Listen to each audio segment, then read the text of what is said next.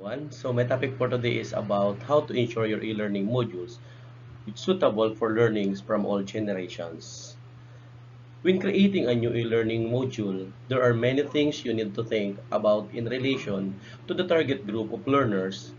Example, include their seniority in the organization, current level of skills, competency level, and location.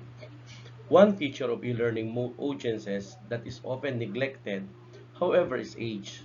In other words, how do you make sure your e-learning modules are suitable for all your learners, whatever generation they came from?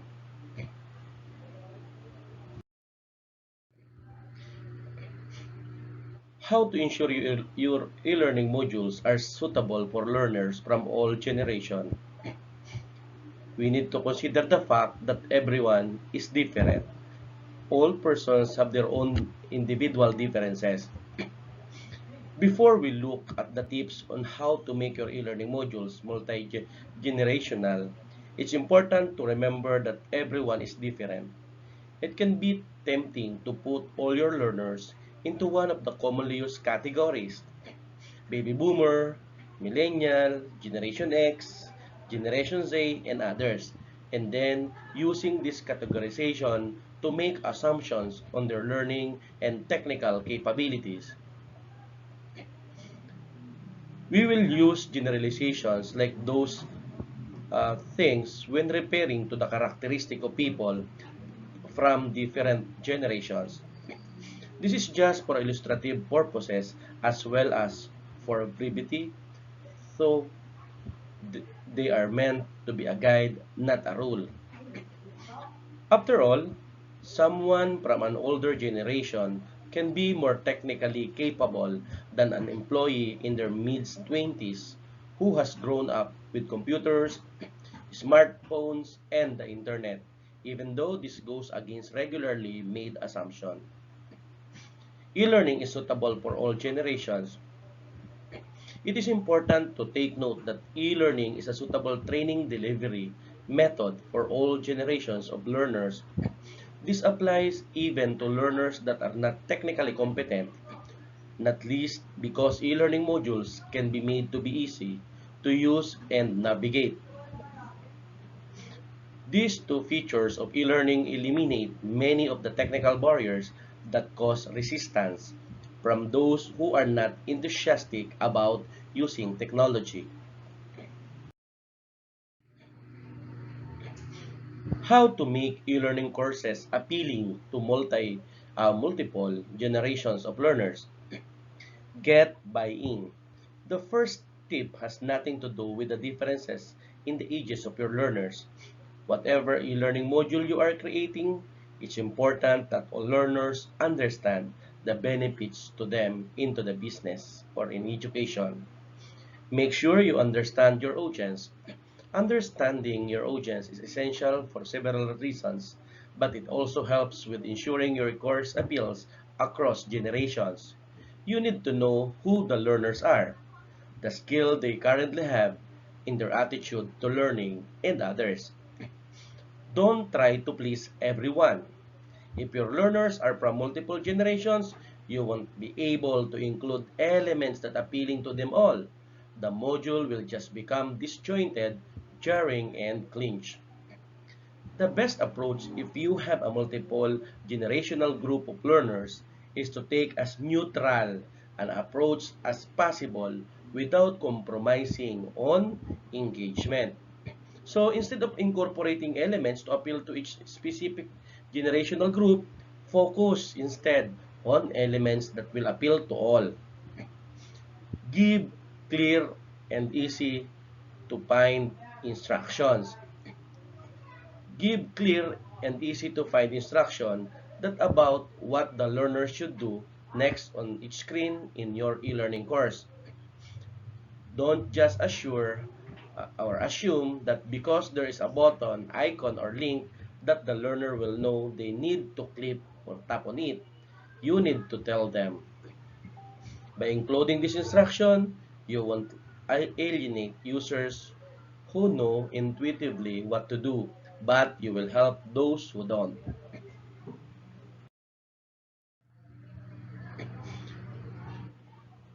Add social and communications features as number 4. Social and communication features are ideal for those who prefer personal communication and interaction rather than interacting solely with technology. This preference of personal communication is an attribute often associated with older generations. Social features also appeal to younger generations who are very comfortable and familiar with using social media. Another is use micro e-learning or micro learning. Consider using a micro learning strategy to keep the interest of those with short attention spans. Short attention spans are something often associated with younger generations, but micro-learning strategies should appeal to everyone. The next one is empower learners. Giving learners a degree of autonomy over their learning experience is something that can be beneficial for several generations. This includes, for example, younger learners who value choices as well as to those in Generation X who like to have an input in their own growth and development.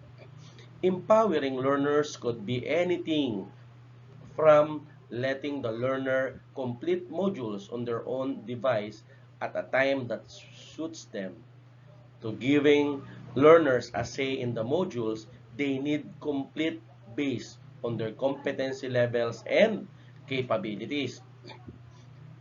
Another is try to maximize engagement. Include elements in your e-learning courses that have high levels of engagement. Gamification elements are a good example, as are scenarios. Another is, of course,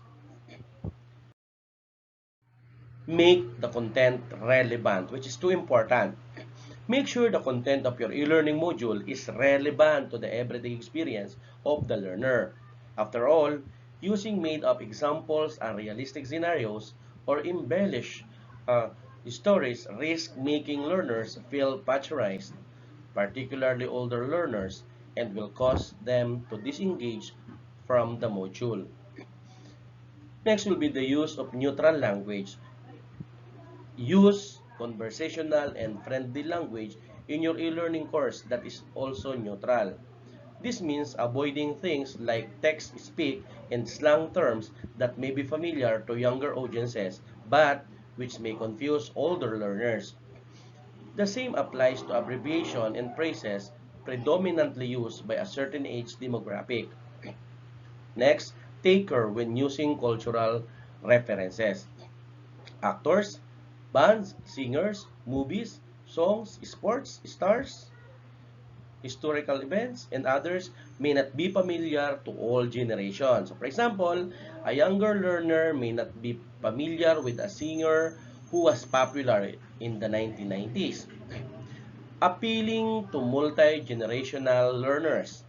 As you can see from what I've stated earlier, ensuring your e-learning courses are suitable for learners from all generations can be achieved.